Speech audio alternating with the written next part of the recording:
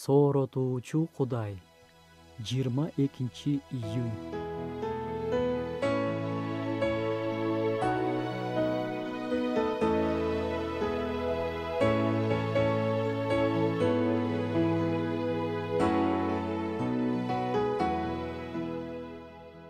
Бүгүн мен Кудайдын сөзүнөн жаңы нерсе үйрөнөм. Аны кабыл алып, жашоомо киргизгенге аракет кылам. Эртең менен ойгонгондо, Кудайдын сөзүн колго алганда, жүрөктө ушундай каалоо жана чечим бар болсо, бул эң сонун туура чечим. Бүгүн бизге Кудай белек кылып берген балдарыбыздын жүрөктөрү жөнүндө сүйлөшөлүчү. Алардын жүрөктөрүнүн акыбалы үчүн биз жооптуубуз.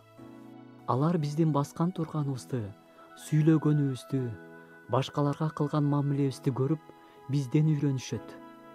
Ошондуктан биздин бүгүнкү чакырык балдарыбыздын жүрөгүнө аяр мамиле кылалы. Алар үчүн дайыма сыйыналы. Алардын жүрөктөрүнө ачуу тамырларды отургузуп алгандан сак бололу.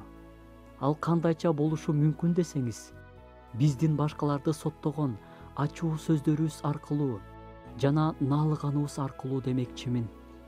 Биз өзүбүздүн жүрөгүбүздүн абалы үчүн да жооптуубуз.